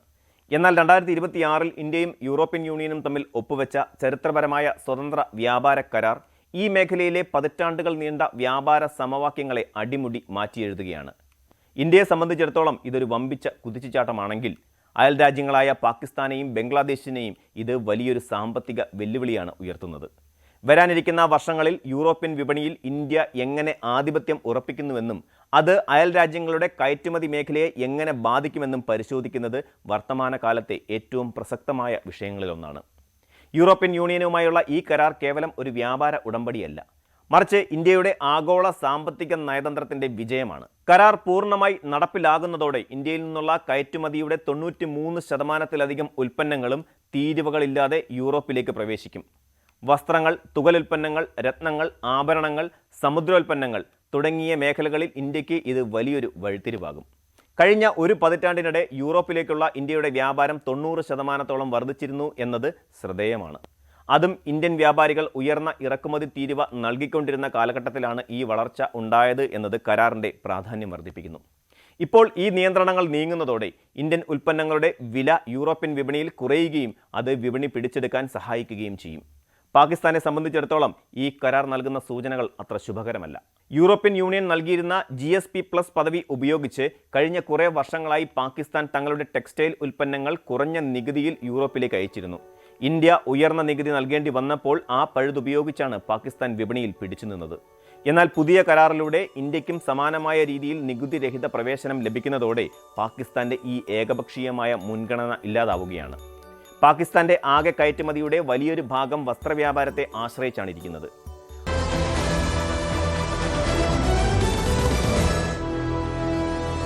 കർണാടക കോൺഗ്രസിൽ കാര്യങ്ങൾ ഒട്ടും പന്തിയല്ല എന്നാണ് അവിടെ നിന്ന് പുറത്തു വരുന്ന പ്രധാനപ്പെട്ട വിവരം. അതായത് കഴിഞ്ഞ ദിവസം DK ശിവകുമാറിൻ്റെ ഒരു പ്രസ്താവന കോൺഗ്രസ് ഹൈക്കമാൻഡിനെ തന്നെ അമ്പരപ്പിച്ചു. അതായത് 136 MLA-മാരും എനിക്കൊപ്പം എന്ന പ്രസ്താവനയാണ് ഹൈക്കമാൻഡിനുള്ള കൃത്യമായ സന്ദേശമായി DK മുന്നോട്ട് വെച്ചത്. മുഖ്യമന്ത്രി സ്ഥാനത്തേക്ക് അവകാശവാദം ഉന്നയിക്കുന്നത് അണികൾക്കിടയിലും ഇത്തരമൊരു വികാരം ശക്തമായിരിക്കുകയാണ് എന്നാണ് നിഗമനം. ഡൽഹിയിലെത്തി DK രാഹുൽ ഗാന്ധിയുമായി കൂടിക്കാഴ്ച നടത്തും എന്ന സൂചനകൾ കൂടി ലഭ്യമാകുന്നുണ്ട്. കർണാടകയിൽ മുഖ്യമന്ത്രി സ്ഥാനം പങ്കുവെക്കൽ സംബന്ധിച്ച തർക്കങ്ങൾ നിലനിൽക്കവെയാണ് ഇത്തരത്തിലുള്ള അവകാശവാദങ്ങളുമായി ഉപമുഖ്യമന്ത്രി രംഗത്ത് വരുന്നത് എന്ന് ശ്രദ്ധേയമാണ്. നമുക്കറിയാം, സിദ്ധരാമയ്യയുടെ ക്യാമ്പ്, അദ്ദേഹത്തിൻ്റെ മകനടക്കം സിദ്ധരാമയ്യ 5 വർഷവും കാലാവധി പൂർത്തിയാക്കും എന്ന് ആവർത്തിച്ചത് DK ചില്ലറയല്ല വല്ലാത്ത തോതിൽ വികാരം കൊള്ളിച്ചത്. സംസ്ഥാനത്തെ 136 കോൺഗ്രസ് MLA-മാരും തനിക്കൊപ്പമാണെന്ന് അവകാശപ്പെട്ടത് ഈ ഒരു ചോദ്യത്തിന് ഉത്തരമായി, മാധ്യമപ്രവർത്തകർക്കുള്ള ചോദ്യത്തിന് ഉത്തരമായിരുന്നു DKയുടെ ഭാഗത്ത് നിന്ന്. ഇക്ബാൽ ഹുസൈൻ MLA അടക്കമുള്ള വിശ്വസ്തരുടെ പ്രതികരണത്തെക്കുറിച്ചുള്ള ചോദ്യത്തോടായിരുന്നു DK ശിവകുമാറിൻ്റെ ഈ മറുപടി. ഏതാണ്ട് 80-90 MLA-മാർ DK ശിവകുമാറിനെ അടുത്ത മുഖ്യമന്ത്രിയായി കാണാൻ ആഗ്രഹിക്കുന്നു എന്നായിരുന്നു ഇക്ബാൽ ഹുസൈൻ എന്ന DK ശിവകുമാറിൻ്റെ വിശ്വസ്തൻ്റെ പ്രതികരണം. പക്ഷേ ഹൈക്കമാൻഡ് ഇതൊന്നും മൈൻഡ് ചെയ്യുന്നില്ല. കർണാടകയിൽ ഇപ്പോഴത്തെ സാഹചര്യത്തിൽ കാര്യങ്ങൾ മുന്നോട്ട് പോകട്ടെ എന്നാണ് നിശ്ചയിച്ചിരിക്കുന്നത് എന്ന് മനസ്സിലാക്കുന്നു. പക്ഷേ അപ്പോഴും അസമടക്കമുള്ള സംസ്ഥാനങ്ങളുടെ ചുമതല DK ശിവകുമാറിനാണ് എന്നത് മനസ്സിലാക്കണം. ഈ വിഷയം ചർച്ച ചെയ്യാനാണ് ഡൽഹിയിലേക്ക്, തെരഞ്ഞെടുപ്പടക്കമുള്ള വിഷയം ചർച്ച ചെയ്യാനാണ് ഡൽഹിയിലേക്ക് DK എത്തിയിരിക്കുന്നത്. ഇതിനിടയിൽ ഈ വിഷയം കൂടി രാഹുൽ ഗാന്ധിയോട് DK ശിവകുമാർ ഉന്നയിക്കും എന്നുള്ള വിവരങ്ങൾ കൂടി പുറത്തു വരുന്നുണ്ട്. പക്ഷേ തൽക്കാലം കർണാടകയിൽ അസ്ഥിരത ഉണ്ടാക്കാൻ ഹൈക്കമാൻഡ് ആലോചിക്കുന്നില്ല. നമുക്കറിയാം, നേരത്തെ 2.5 വർഷത്തിന് ശേഷം മുഖ്യമന്ത്രി സ്ഥാനം നൽകാമെന്ന് DKയോട് വാക്കു പറഞ്ഞു എന്ന തരത്തിലുള്ള സൂചനകളൊക്കെ പുറത്തു വന്നിരുന്നു. പക്ഷേ അതൊന്നും ഹൈക്കമാൻഡ് പാലിച്ചില്ല. സിദ്ധരാമയ്യ ആ പദത്തിൽ തുടരണം എന്ന് കടുംപിടുത്തം പിടിച്ച പശ്ചാത്തലം കൂടി വളരെ പ്രധാനപ്പെട്ട ഒന്നാണ്. ഇതനുസരിച്ചുള്ള നീക്കങ്ങൾ ശിവകുമാറിൻ്റെ ഭാഗത്ത് ഉണ്ടാകുമോ എന്നുള്ളതാണ് കാത്തിരുന്ന് കാണേണ്ടത്. അത് വരും ദിവസങ്ങളിൽ വ്യക്തമാവുകയും ചെയ്യും. ബംഗ്ലാദേശിൽ നാളെ പൊതുതെരഞ്ഞെടുപ്പ് നടക്കാനിരിക്കെ ഒരു ഹിന്ദു പൗരൻ കൂടി ആക്രമണത്തിനിരയായി മരിച്ചു. വ്യാപാരിയായ സുസൈൻ ചന്ദ്ര സർക്കാർ എന്ന 62-കാരനെയാണ് അജ്ഞാതർ വെട്ടിക്കൊലപ്പെടുത്തിയത്. ഇതിനിടെ ഷെയ്ഖ് ഹസീന വിഷയത്തിൽ ഇന്ത്യക്കെതിരെ ആഞ്ഞടിച്ചാണ് ബംഗ്ലാദേശ് നാഷണൽ പാർട്ടിയുടെ പ്രചാരണം. BNPയുടെ തെരഞ്ഞെടുപ്പ് റാലികളിൽ ഹസീനയെ ബംഗ്ലാദേശിന് കൈമാറണമെന്നാവശ്യപ്പെട്ടുകൊണ്ട് പ്രമുഖ നേതാക്കൾ രംഗത്തെത്തി. അതേസമയം പ്രകടന പത്രികയിൽ അയൽ രാജ്യങ്ങളുമായി സഹകരിച്ച് പ്രവർത്തിക്കുമെന്ന നിലപാടും അവർ സ്വീകരിച്ചിട്ടുണ്ട്. ബംഗ്ലാദേശിലെ ന്യൂനപക്ഷ വിഭാഗമായ ഹിന്ദുക്കളുടെ സംരക്ഷണവും BNP ഉറപ്പു നൽകുന്നു. കടുത്ത വർഗീയ നിലപാടുള്ള ജമാഅത്തെ ഇസ്ലാമിയാണ് അവരുടെ മുഖ്യ എതിരാളി. വളരെ പ്രധാനപ്പെട്ട ഒരു പണിമുടക്കിലേക്ക് രാജ്യം കടക്കുകയാണ്. ഇന്ന് അർദ്ധരാത്രി മുതൽ കേരളം പൂർണ്ണമായും സ്തംഭിക്കുമെന്നാണ് സംയുക്ത ട്രേഡ് യൂണിയൻ അറിയിച്ചിട്ടുള്ളത്. മാളുകൾ തുറക്കില്ല. ഇടത് യൂണിയനുകൾ പണിമുടക്കുന്ന സാഹചര്യത്തിൽ KSRTC സർവീസ് മുടങ്ങും. തൊഴിലാളി വിരുദ്ധ ലേബർ കോഡുകൾ പിൻവലിക്കുക, മഹാത്മാഗാന്ധി ഗ്രാമീണ തൊഴിലുറപ്പ് പദ്ധതി പുനഃസ്ഥാപിക്കുക അടക്കമുള്ള ആവശ്യങ്ങൾ ഉന്നയിച്ചാണ് പണിമുടക്ക്. നവമി ദിനേശ് വിവരങ്ങളുമായി ചേരുന്നത്. നവമി, കേരളം അക്ഷരാർത്ഥത്തിൽ സ്തംഭിക്കുമെന്ന കാര്യത്തിൽ സംശയമില്ല. ചില മേഖലകൾ, അവശ്യ മേഖലകൾ മാത്രമാണ് ഒഴിവാക്കിയിരിക്കുന്നത്. ഇക്കാര്യത്തിൽ സംശയമില്ല. എന്ത് പ്രതീക്ഷിക്കണം? അക്ഷരാർത്ഥത്തിൽ ഒരു ഹർത്താലായി ഈ പണിമുടക്ക് മാറില്ലേ? രജിത്ത്, അങ്ങനെ തന്നെയാണ് പറയേണ്ടത്. അക്ഷരാർത്ഥത്തിൽ കേരളം സ്തംഭിക്കുന്ന ഒരു നിലയിലേക്ക് തന്നെയായിരിക്കും നാളത്തെ പണിമുടക്കുണ്ടാകുക. ഇന്ന് രാത്രി 12 മണി മുതലാണ് ഈ പണിമുടക്ക് ആരംഭിക്കുന്നത്. നാളെ രാത്രി 12 മണി വരെ ആയിരിക്കും. ഇതിൽ എല്ലാ സംഘടനകളും, സംയുക്ത ട്രേഡ് യൂണിയനുകൾ, എല്ലാ ട്രേഡ് യൂണിയനുകളും സംയുക്തമായിട്ടുള്ള ഒരു പണിമുടക്ക് തന്നെയാണ് ആഹ്വാനം ചെയ്തിരിക്കുന്നത്. ഇതിൽ അവശ്യ സാധനങ്ങൾ ഒഴികെ ബാക്കി എല്ലാ സർവീസുകളും നാളെ സ്തംഭിക്കുന്ന അവസ്ഥയിലായിരിക്കും. ഷോപ്പിംഗ് മാൾ ഉൾപ്പെടെ അടച്ചിടണം എന്നുള്ളൊരു നിർദ്ദേശമാണ് ഇവർ നൽകിയിരിക്കുന്നത്. തൊഴിലാളി വിരുദ്ധ ലേബർ കോഡുകൾ പിൻവലിക്കുക, മഹാത്മാഗാന്ധി ഗ്രാമീണ തൊഴിലുറപ്പ് പദ്ധതി പുനഃസ്ഥാപിക്കുക അടക്കമുള്ള ആവശ്യങ്ങൾ ഉന്നയിച്ചാണ് ഈ പണിമുടക്ക്. ഈ സ്പെഷ്യൽ എക്കണോമിക് സോൺ അടക്കമുള്ളവ സ്തംഭിക്കും. പാൽപത്രം, ആശുപത്രി മരുന്ന് ഷോപ്പുകൾ, ഫയർഫോഴ്സ്, ആംബുലൻസ് ഇവയുടെ സർവീസുകൾ ഉണ്ടായിരിക്കും. എന്നാൽ 24 മണിക്കൂർ നാളെ കേരളം നിശ്ചലമാകുന്ന ഒരവസ്ഥയിലേക്ക് തന്നെയായിരിക്കും നാളത്തെ പണിമുടക്ക് ഉണ്ടാകുക. അതോടൊപ്പം സംയുക്ത കാർഷിക മോർച്ചയും സംയുക്ത കർഷക തൊഴിലാളി സംഘടനകളും CPM, CPI അടക്കമുള്ള വിവിധ രാഷ്ട്രീയ പാർട്ടികൾ ഈ പണിമുടക്കിന് പിന്തുണ പ്രഖ്യാപിക്കുകയും ചെയ്തിട്ടുണ്ട്. സംസ്ഥാന സർക്കാർ ജീവനക്കാരും അധ്യാപക സംഘടനകൾ, ബാങ്ക്, ഇൻഷുറൻസ്, പ്രതിരോധം, റെയിൽവേ, തുറമുഖം, വ്യോമയാന രംഗങ്ങളിലെ ജീവനക്കാരും ഈ ഒരു പണിമുടക്കിന് പിന്തുണ പ്രഖ്യാപിക്കുകയും ചെയ്തിട്ടുണ്ട്. അതിൽ നിന്ന് വിട്ടുനിൽക്കുന്നത് NGO സംഘമായിരിക്കും. ഇത് സംസ്ഥാന ജീവനക്കാരുമായി യാതൊരു പുരോബന്ധവുമില്ലാത്ത ഇത്തരത്തെ വിഷയങ്ങൾ ഉന്നയിച്ചുകൊണ്ടുള്ള രാഷ്ട്രീയ പ്രേരിതമായ ഈ പണിമുടക്കിന് തങ്ങൾ പിന്തുണ നൽകില്ല എന്നാണ് NGO സംഘ് അറിയിച്ചിരിക്കുന്നത്. തീർച്ചയായും അതാണ് സാഹചര്യം. നവമി ദിനേശ് പറയുന്നതനുസരിച്ച് ശബരിമല തീർത്ഥാടനത്തെ ഒഴിവാക്കിയിട്ടുണ്ട്. ഒഴിവാക്കിയ മേഖലകൾ പ്രത്യേകമായി കാണണം. പാല്, പത്രം സാധാരണ ഹർത്താലിൽ നിന്ന് ഒഴിവാക്കുന്നതാണ്. ആശുപത്രി, മെഡിക്കൽ ഷോപ്പുകൾ അവയും സാധാരണ ഒഴിവാക്കുന്നതാണ്. ഫയർ ആൻഡ് റെസ്ക്യൂ ആംബുലൻസുകൾ അവയ്ക്കും ജോലി ചെയ്യാം. ശബരിമല തീർത്ഥാടനം നടക്കുകയാണ്. നാളെ നട തുറക്കുന്നൊരു പശ്ചാത്തലമൊക്കെ ഉണ്ട്. അതനുസരിച്ച് ശബരിമല തീർത്ഥാടന മേഖലകളെ ഒഴിവാക്കിയിട്ടുണ്ട്. ശബരിമല നിൽക്കുന്ന പഞ്ചായത്തുകൾക്ക് ഹർത്താലിൽ നിന്ന് ഒഴിവാക്കിയതായി സംയുക്ത ട്രേഡ് യൂണിയനുകൾ പ്രഖ്യാപിച്ചിട്ടുണ്ട്. ഏതായാലും അത് എല്ലാ ഹർത്താലുകളെയും പോലെ തന്നെ അത് സംഭവിക്കും. നാളെ സ്തംഭിക്കുന്നത് ഷോപ്പിംഗ് മാളുകളും സ്പെഷ്യൽ എക്കണോമിക് സോണും പ്രവർത്തിക്കില്ല എന്ന് അറിയിച്ചിട്ടുണ്ട്. വ്യവസായ കാർഷിക വാണിജ്യ മേഖലകളിൽ ഇത്തരത്തിലുള്ള സ്തംഭനമുണ്ടാകും. കടകമ്പോളങ്ങൾ പതിവ് പോലെ അടഞ്ഞുകിടക്കും. മോട്ടോർ വാഹനങ്ങൾ പതിവ് പോലെ നിരത്തിലിറങ്ങില്ല.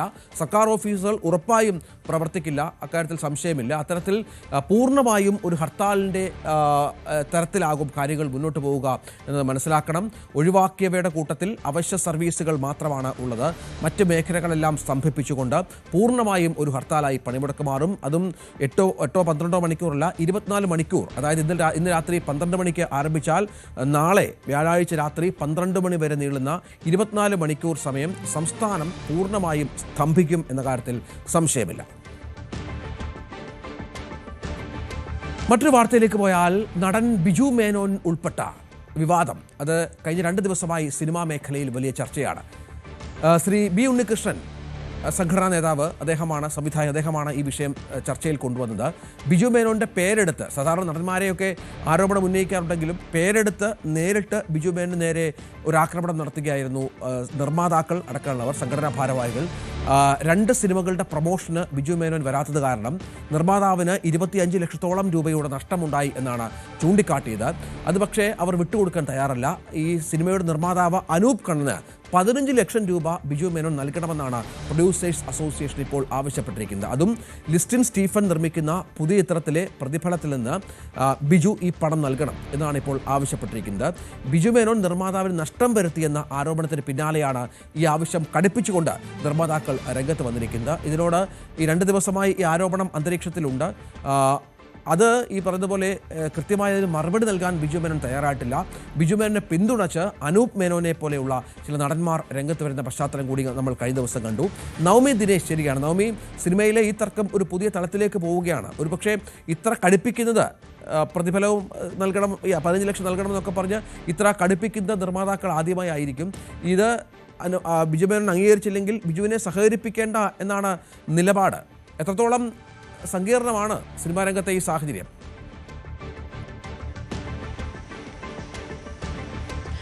രഞ്ജിത്ത്, നമ്മൾ രാവിലെ ഇത് സംസാരിച്ചപ്പോൾ തന്നെയുള്ള ചെറിയ സൂചനകൾ വന്നിരുന്നു. കാരണം ഈ ബിജു മേനോനെതിരെ കടുത്ത നടപടികളിലേക്ക് തന്നെ ആയിരിക്കും പ്രൊഡ്യൂസേഴ്സ് അസോസിയേഷൻ കടക്കുക എന്ന തരത്തിലുള്ള ചില സൂചനകൾ രാവിലെ തന്നെ വന്നിരുന്നു. അത് സ്ഥിരീകരിക്കുന്ന വാർത്തയാണിപ്പോൾ. അതായത് ബിജു മേനോനോട് നേരത്തെ തന്നെ ഈ നിർമ്മാതാവ് ഈ സിനിമയുടെ പ്രൊമോഷനുമായി ബന്ധപ്പെട്ട് പങ്കെടുക്കണമെന്നാവശ്യപ്പെട്ടിരുന്നു. അതുമായി സംസാരിച്ചപ്പോൾ ബിജു മേനോൻ ഫോൺ എടുക്കാൻ തയ്യാറായില്ല. പ്രൊഡ്യൂസേഴ്സ് അസോസിയേഷനും വ്യക്തമായിട്ടുള്ളൊരു മറുപടി നൽകുവാൻ ബിജു മേനോൻ തയ്യാറായതുമില്ല. 2 സിനിമകൾ, അതായത് നടന്ന സംഭവം എന്ന സിനിമയുടെ ഭാഗമായിട്ടും ഇത് പ്രൊമോഷന് എത്തിയില്ല. അതേപോലെ തന്നെ വലതുവശത്തെ കള്ളൻ എന്ന ചിത്രത്തിലും ബിജു മേനോൻ പ്രൊമോഷൻ എത്തിയില്ല എന്ന 2 പരാതികളായിരുന്നു ബിജു മേനോനെതിരെ നിലനിൽക്കുന്നത്. അതിൽ നടന്ന സംഭവം എന്ന ചിത്രത്തിന്റെ നിർമ്മാതാവ് അനൂപ് കണ്ണനായിരുന്നു നിയമപരമായി അല്ലെങ്കിൽ ഒഫീഷ്യലി ഒരു പരാതിയുമായി പ്രൊഡ്യൂസേഴ്സ് അസോസിയേഷനെ സമീപിച്ചത്. അതിന്റെ അടിസ്ഥാനത്തിലാണ് ഇപ്പോൾ ബിജു മേനോനെതിരായിട്ടുള്ള നടപടി എന്നോണം, ആദ്യഘട്ടം എന്നോണം 15 ലക്ഷം രൂപ ബിജു മേനോൻ ഈ പ്രൊഡ്യൂസർക്ക് തിരികെ നൽകണമെന്നൊരു നിർദ്ദേശം നിർമ്മാതാക്കളുടെ സംഘടന മുന്നോട്ട് വെച്ചത്. അതായത് ലിസ്റ്റിൻ സ്റ്റീഫന്റെ അടുത്ത ചിത്രത്തിലാണ് ബിജു മേനോൻ അഭിനയിക്കുന്നത്. ആ സിനിമയുടെ ബിജു മേനോൻ എത്ര തുകയാണോ വാങ്ങുന്നത് അതിൽ നിന്നും 15 ലക്ഷം രൂപ അനൂപ് കണ്ണന് കൈമാറണം എന്നൊരു നിർദ്ദേശമാണ് ഇപ്പോൾ നൽകിയിരിക്കുന്നത്. എന്തായാലും ഈ ബിജു മേനോൻ ഇതിന് പോലും സമ്മതിച്ചില്ല എന്നുണ്ടെങ്കിൽ, അതായത് ഈ 15 ലക്ഷം രൂപ നൽകാൻ സമ്മതിച്ചില്ല എന്നുണ്ടെങ്കിൽ അടുത്ത സിനിമകൾ നിർമ്മാതാക്കൾ ബിജു മേനോനുമായി സഹകരിക്കില്ല എന്നൊരു കടുത്ത തീരുമാനത്തിലേക്ക് എത്താനായിരിക്കും സാധ്യത. എന്തായാലും ഒരു വിലക്കിലേക്ക് ബിജു മേനോൻ കടക്കുമെന്ന് പ്രതീക്ഷിക്കുന്നില്ല. പകരം നിർമ്മാതാക്കൾ ഇപ്പോൾ മുന്നോട്ട് വെച്ചിരിക്കുന്ന ഒരു ആവശ്യത്തോട് അതിനോട് അംഗീകരിക്കാനായിരിക്കും ബിജു മേനോൻ തയ്യാറാകുക. എന്തായാലും ഇതുവരേക്കും ബിജു മേനോൻ ഈ വിഷയവുമായി ബന്ധപ്പെട്ട് പ്രതികരിച്ചിട്ടില്ല. വിദേശത്താണ് ബിജു മേനോൻ ഉള്ളതെന്നാണ് നമുക്കിപ്പോൾ അറിയാൻ സാധിക്കുന്നത്. നിർമ്മാതാവും ഇത് പറയുന്നുണ്ട്. അതായത് ഈ സംഭവം നടന്നതിന് ശേഷം തന്നെ താൻ ഇത്തരത്തിൽ പ്രൊഡ്യൂസേഴ്സ് അസോസിയേഷന് പരാതി നൽകുകയും ചെയ്തിരുന്നു. കഴിഞ്ഞ മാസമാണ് നിർമ്മാതാക്കളുടെ സംഘടന ബിജു മേനോന് ഇക്കാര്യം ആവശ്യപ്പെട്ടുകൊണ്ടുള്ള ഒരു കത്ത് കൈമാറിയത്. ശരി, നവമി ദിനേശാണ് വിവരങ്ങൾ പങ്കുവച്ചത്. മറ്റു വാർത്തയിലേക്ക് പോകണം. Social media influencer Chinnu Pappu എന്ന ഗ്രീഷ്മയുടെ ആത്മഹത്യ കഴിഞ്ഞ ദിവസം വലുതായി ചർച്ച ചെയ്യുന്നതാണ്. കാരണം ഒരുപാട് ഫോളോവേഴ്സുള്ള ഒരു സോഷ്യൽ മീഡിയ ഇൻഫ്ലുവൻസർ കൂടിയായിരുന്നു ചിന്നു പാപ്പു. ചിന്നു പാപ്പുവിനെ പോലെ ആത്മവിശ്വാസം തുളുമ്പുന്ന രേഷ്മ എന്നാണ്, ഗ്രീഷ്മയല്ല രേഷ്മ എന്നാണ് പേര്. ചിന്നു പാപ്പു എന്ന് വിശേഷിപ്പിക്കപ്പെടുന്ന അവർ സോഷ്യൽ മീഡിയയിൽ ഒരുപാട് ഫോളോവേഴ്സുള്ള ഒരാൾ കൂടിയാണ്.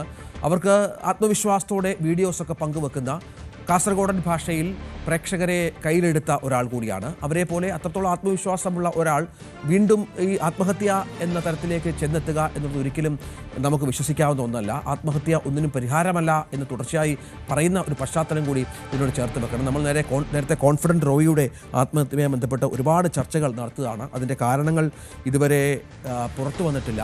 ഇത്തരത്തിൽ വലിയ തോതിൽ ജനങ്ങളെ പല കാര്യങ്ങളും പറഞ്ഞ് പഠിപ്പിക്കുന്ന, ആത്മവിശ്വാസത്തോടെ മുന്നേറണം എന്ന് പറയുന്ന ആളുകൾ ആത്മഹത്യയിൽ അഭയം പ്രാപിക്കുന്നതാണ് പലപ്പോഴും നമ്മളെയൊക്കെ അമ്പരപ്പിക്കുന്നത്. ഇപ്പോൾ ഈ ചിന്നു പാപ്പുവിൻ്റെ വിഷയത്തിൽ കുടുംബ പ്രശ്നങ്ങളെ തുടർന്നുണ്ടായ മാനസിക സമ്മർദ്ദമാണ് എന്നാണ് പ്രാഥമിക കണ്ടെത്തൽ. ഈ രേഷ്മയുടെ ആൺ സുഹൃത്തിനെ ചോദ്യം ചെയ്തതിൽ നിന്ന് നിർണായക വിവരങ്ങൾ പോലീസിന് കിട്ടി എന്ന കാര്യം കൂടി പുറത്തു വരുന്നുണ്ട്. ഇയാളുടെ ഫോൺ പോലീസ് കസ്റ്റഡിയിലെടുത്തു. ഒപ്പം ചിന്നു പാപ്പുവിൻ്റെ ഫോണും പോലീസിൻ്റെ കസ്റ്റഡിയിലുണ്ട് എന്നാണ് മനസ്സിലാക്കുന്നത്.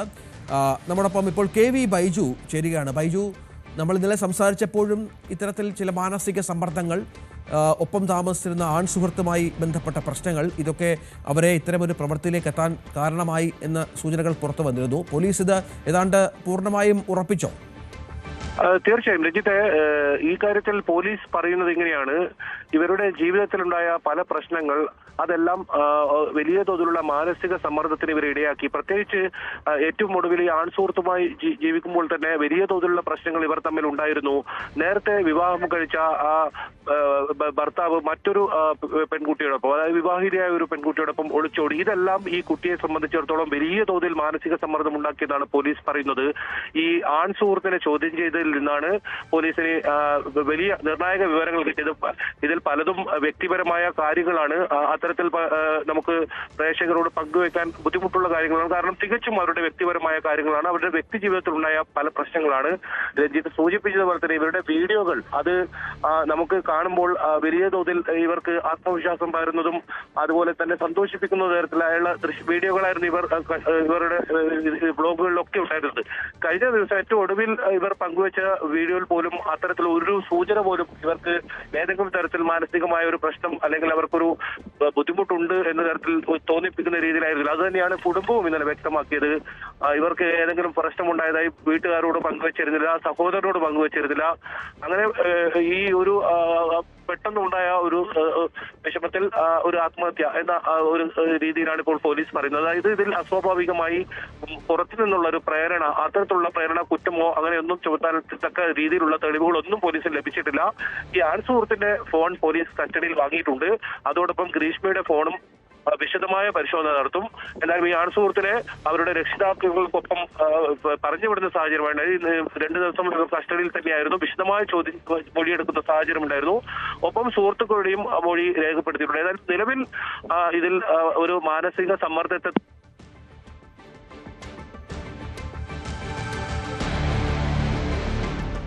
KV ബൈജു ആണ് വിവരങ്ങൾ പങ്കുവെച്ചുകൊണ്ടിരുന്നത്. ഏതായാലും ഈ വിഷയത്തിൽ ആൺ സുഹൃത്തിനടക്കം ചോദ്യം ചെയ്ത പശ്ചാത്തലമുണ്ട്. കൂടുതൽ അന്വേഷണത്തിലേക്ക് പോലീസ് കടന്നിട്ടുമുണ്ട്. നമുക്ക് വളരെ പെട്ടെന്ന് കൂടുതൽ വാർത്തകളുമായി തിരിച്ചെത്താം ഇടവേളയ്ക്ക് ശേഷം.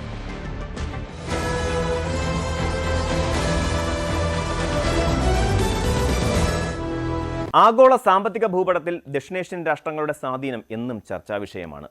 എന്നാൽ 2026 ഇന്ത്യയും യൂറോപ്യൻ യൂണിയനും തമ്മിൽ ഒപ്പുവെച്ച ചരിത്രപരമായ സ്വതന്ത്ര വ്യാപാര കരാർ ഈ മേഖലയിലെ പതിറ്റാണ്ടുകൾ നീണ്ട വ്യാപാര സമവാക്യങ്ങളെ അടിമുടി മാറ്റിയെഴുതുകയാണ്. ഇന്ത്യയെ സംബന്ധിച്ചിടത്തോളം ഇതൊരു വമ്പിച്ച കുതിച്ചുചാട്ടമാണെങ്കിൽ അയൽ രാജ്യങ്ങളായ പാകിസ്ഥാനെയും ബംഗ്ലാദേശിനെയും ഇത് വലിയൊരു സാമ്പത്തിക വെല്ലുവിളിയാണ് ഉയർത്തുന്നത്.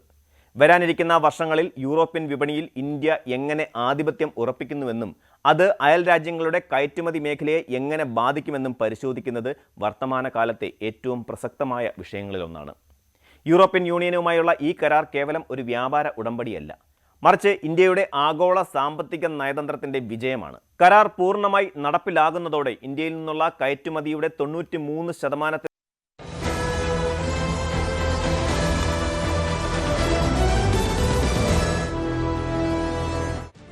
അവിശ്വാസ നോട്ടീസിന്റെ പശ്ചാത്തലത്തിൽ ലോക്സഭാ സ്പീക്കർ ഓം ബിർള ഇന്ന് സഭയിൽ നിന്ന് വിട്ടുനിൽക്കും. പ്രമേയത്തിന്മേലുള്ള തീരുമാനം വരുന്നതുവരെ സ്പീക്കർ സഭയിലെത്തില്ല എന്നാണ് അടുത്ത വൃത്തങ്ങൾ നൽകുന്ന സൂചന.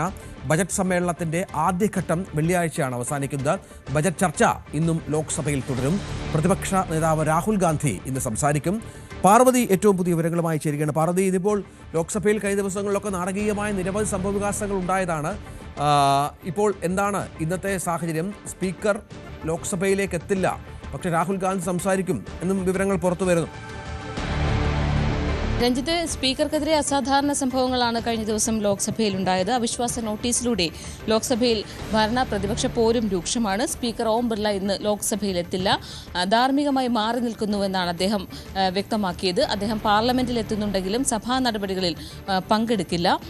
ഒപ്പം തനിക്കെതിരായ അവിശ്വാസ നോട്ടീസിന്റെ പശ്ചാത്തലത്തിൽ ഇത് സ്പീക്കർ ഈ മാർച്ച് 9 വരുന്ന മാർച്ച് 9 ഈ നോട്ടീസ് പരിഗണിക്കുക. ബജറ്റ് സമ്മേളനത്തിന്റെ രണ്ടാം ഘട്ടം തുടങ്ങുന്നത് മാർച്ച് 9 അന്നാകും അവിശ്വാസ പ്രമേയ നോട്ടീസ് പരിഗണിക്കുക. 118 അംഗങ്ങൾ ഒപ്പിട്ട നോട്ടീസാണ് ലോക്സഭാ സെക്രട്ടറി ജനറലിന് കൈമാറിയത്. ഇതിൽ തൃണമൂൽ എംപിമാരില്ല. പ്രമേയത്തിൽ തീരുമാനമാകും വരെ സഭാ നടപടികളിൽ പങ്കെടുക്കില്ലെന്നാണ് അദ്ദേഹം അറിയിച്ചിട്ടുള്ളത്. നോട്ടീസ് പരിശോധിച്ച ശേഷം നടപടി സ്വീകരിക്കാനും സ്പീക്കർ സെക്രട്ടറി ജനറലിന് നിർദ്ദേശം നൽകിയിട്ടുണ്ട്. പ്രതിപക്ഷ പാർട്ടി നേതാക്കളെ പല അവസരങ്ങളിലും പ്രസംഗിക്കാൻ അനുവദിച്ചില്ല എന്ന് കാട്ടിയാണ് അവിശ്വാസ പ്രമേയ നോട്ടീസ് കൊണ്ടുവന്നത്. ഒപ്പം തന്നെ രാഷ്ട്രപതിയുടെ നയപ്രഖ്യാപനത്തിന്മേലുള്ള നന്ദി പ്രമേയ ചർച്ചയിൽ രാഹുൽ ഗാന്ധിക്ക് സംസാരിക്കാൻ സ്പീക്കർ അവസരം നൽകിയില്ലെന്നതാണ് ഒരു ആരോപണം. പ്രധാനമന്ത്രിയെ വനിതാ എംപിമാർ അപായപ്പെടുത്താൻ ശ്രമിച്ചു എന്ന ആരോപണത്തിലും വിശദീകരണം നൽകാൻ അവസരം നിഷേധിച്ചു. ഒപ്പം തന്നെ സഭയിൽ പ്രതിഷേധിച്ച പ്രതിപക്ഷ എംപിമാരെ 8 പേരെ ഏപ്രിൽ 13 വരെ സഭാ കാലയളവ് തീരുന്നത് വരെ സസ്പെൻഡ് ചെയ്ത നടപടിയിലും പ്രതിപക്ഷം പ്രതിഷേധിക്കുന്നുണ്ട്. സ്പീക്കറുടെ വസതിക്ക് മുന്നിൽ സുരക്ഷ കൂട്ടിയിട്ടുണ്ട്. പ്രതിപക്ഷ പ്രതിഷേധം കണക്കിലെടുത്താണ് നടപടി. ഏതായാലും ഇന്നും ഓം ബിർള ലോക്സഭയിലെത്തില്ല. രഞ്ജിത്ത്, തീർച്ചയായും അതാണ് സാഹചര്യം. പാർവതിയാണ് വിവരങ്ങൾ പങ്കുവച്ചത്. മറ്റൊരു വാർത്ത വരുന്നത് അത് പാലക്കാട് നിന്നാണ്. പാലക്കാട്ട് ചില ശക്തമായ രാഷ്ട്രീയ നീക്കങ്ങൾ ഉണ്ടാകുന്നു കോൺഗ്രസിൻ്റെ ഭാഗത്ത് നിന്ന്. നേരത്തെയൊക്കെ പറഞ്ഞതുപോലെ സതീശൻ പറഞ്ഞ വിസ്മയം പാലക്കാട് സംഭവിക്കുമോ എന്ന കാര്യം കാത്തിരുന്ന് കാണണം. KTDC ചെയർമാൻ PK ശശി, നമുക്കറിയാം CPMന്റെ പാലക്കാട്ടെ മുഖമാണ്. സമീപകാലത്തായി പാർട്ടിയുമായി പല വിഷയങ്ങളിൽ ഉടക്കി നിൽക്കുന്ന ആളാണ്. ശശി പാർട്ടി വിട്ട് കോൺഗ്രസിൽ ചേരുമോ എന്നുള്ളതാണ് ഏറ്റവും പ്രധാനപ്പെട്ട ഒരു ചർച്ചാ വിഷയം. കഴിഞ്ഞ കുറേ ദിവസങ്ങളായി ഈ വിഷയത്തിൽ ചില അഭ്യൂഹങ്ങൾ നിലനിൽക്കുന്ന പശ്ചാത്തലം കൂടിയുണ്ട്. പുതിയ പാർട്ടി രൂപീകരിക്കാൻ പാലക്കാട്ട് CPM വിമതർ നീക്കം തുടങ്ങി എന്ന സൂചനകൾ കൂടിയുണ്ട്. ഡെമോക്രാറ്റിക് മാർക്സിസ്റ്റ് മുന്നണി രൂപീകരിക്കും എന്നാണ് വിവരം. വലിയതോതിൽ വിമത ശല്യം പാർട്ടിക്കുള്ള ഒരു സ്ഥലം കൂടിയാണ് പാലക്കാട്, നമുക്കറിയാം. വിമതരുടെ പാർട്ടിയിൽ PK ശശിയെയും ഉൾപ്പെടുത്താൻ നീക്കമുണ്ട്. മറ്റു വാർത്ത വരുന്നത് പ്രമീള എന്ന മുൻ പാലക്കാട് നഗരസഭാ ചെയർപേഴ്സൺ BJPയുടെ അവിടുത്തെ പ്രധാനപ്പെട്ട നേതാവിനെയും കോൺഗ്രസിലേക്ക് എത്തിക്കാനുള്ള ശ്രമം നടത്തുന്നുണ്ട്. സതീശൻ്റെ യാത്ര അടുത്ത ദിവസങ്ങളിൽ പാലക്കാട് എത്തുമ്പോഴായിരിക്കും ഈ വിസ്മയം ഉണ്ടാവുക എന്നാണ് ചില വിവരങ്ങൾ പുറത്തുവരുന്നത്. CV അനുമോദ് വിവരങ്ങളുമായി ചേരും. അനുമോദ്, പാലക്കാട്ടാകുമോ സതീശൻ പറഞ്ഞ വിസ്മയത്തിൻ്റെ പ്രധാന ഒരു പങ്ക് വഹിക്കുക? ഏതായാലും ശശി കഴിഞ്ഞ കുറേ നാളുകളായി പാർട്ടിയുമായി അകൽച്ചയിലാണ്. KTDC ചെയർമാൻ സ്ഥാനമുണ്ട് എങ്കിൽ പോലും ശശിക്ക് മത്സരിക്കാൻ ഒറ്റപ്പാലം അടക്കമുള്ള മണ്ഡലങ്ങൾ കാത്തുവെച്ചിട്ടുമുണ്ട് കോൺഗ്രസ് എന്നാണ് മനസ്സിലാകുന്നത്. എന്താണ് സംഭവിക്കുന്നത്?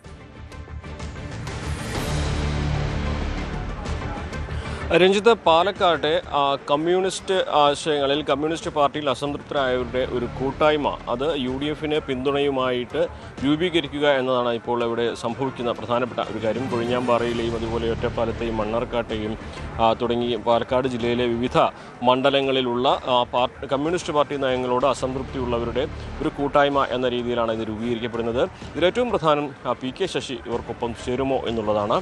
നിലവിൽ PK ശശി പാർട്ടിയിൽ സജീവമല്ല. പക്ഷേ അദ്ദേഹത്തിന് ഒപ്പമുള്ളവർ പറയുന്നത് ശശി തീരുമാനമെടുത്തിട്ടില്ല എന്നുള്ളത് തന്നെ. പക്ഷേ നമുക്കറിയാം, രാഷ്ട്രീയത്തിൽ തെരഞ്ഞെടുപ്പിൻ്റെ സമയത്തുണ്ടാകുന്ന അനിശ്ചിതത്വം, കൃത്യമായിട്ടുള്ള ചില ആശയവിനിമയങ്ങൾക്ക് ശേഷമേ അത്തരത്തിൽ ഒരു സ്ഥിരീകരണത്തിലേക്ക് ശശി അടക്കമുള്ളവർ കടക്കൂ എന്നാണ് അറിയാൻ കഴിയുന്നത്.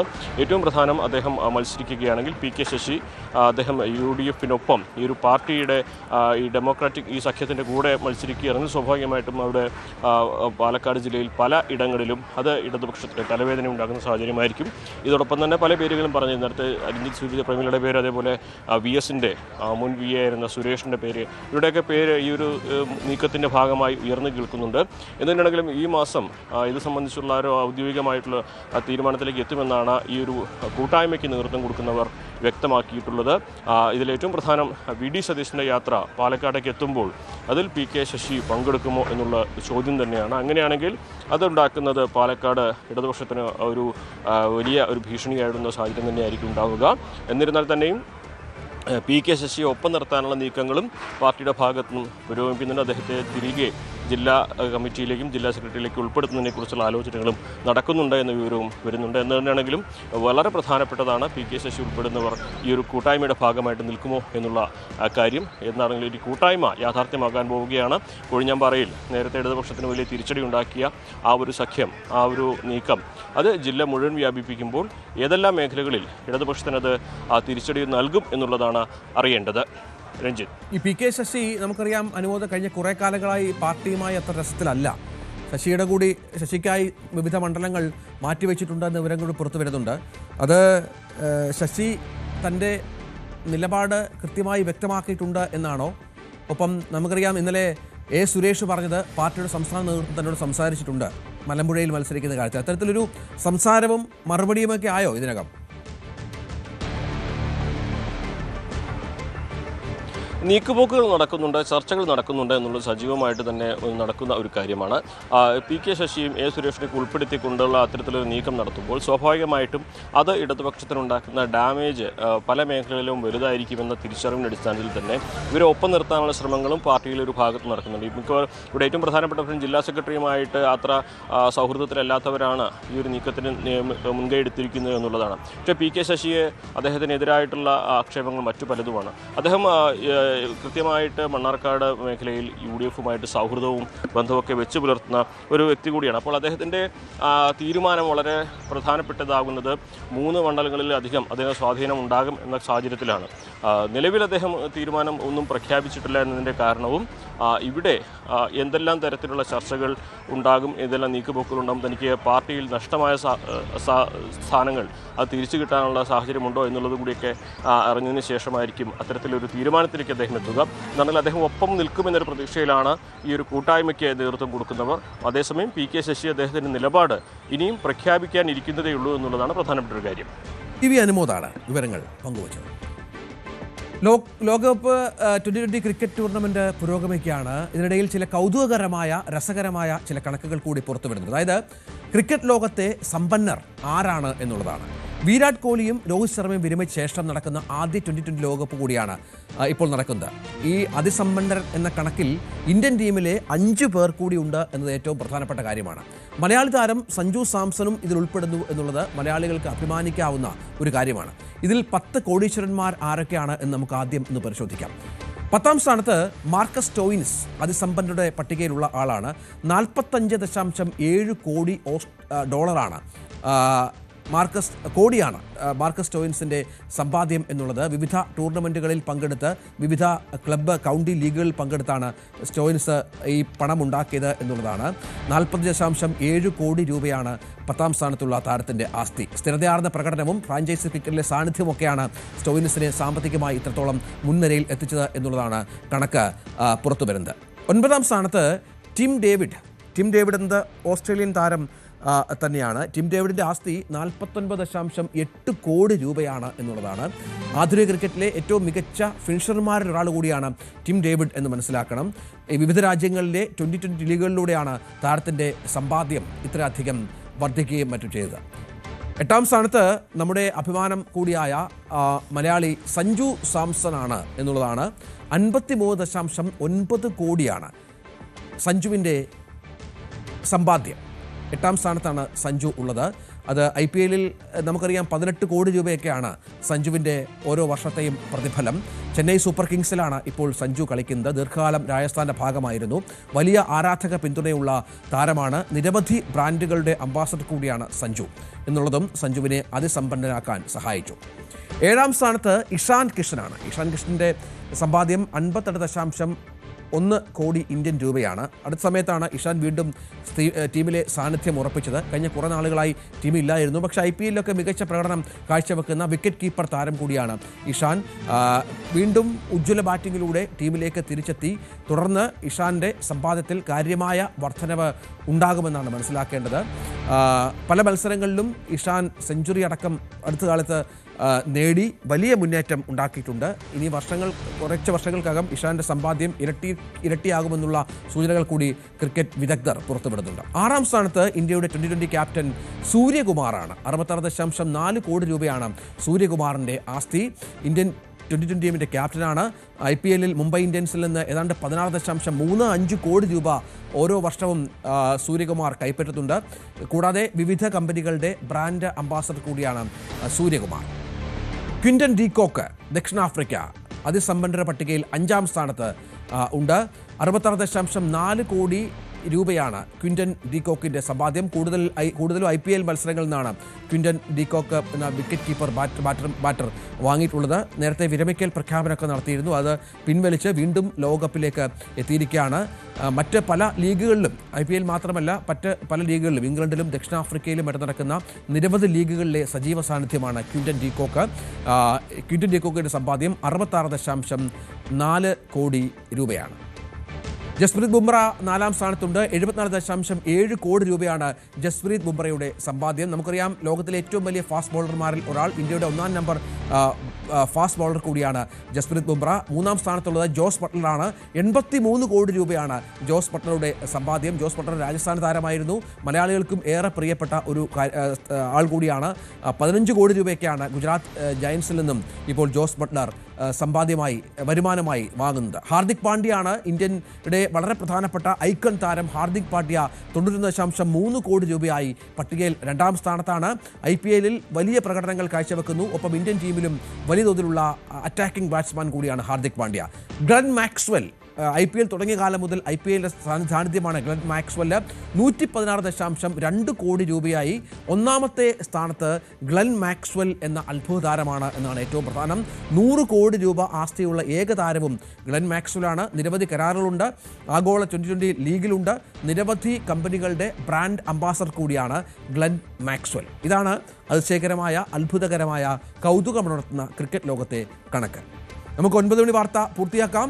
വളരെ പെട്ടെന്ന് ന്യൂസ് ട്രെൻഡ്സ് ആരംഭിക്കും. KP അഭിലാഷ് ചേരും. നമസ്കാരം.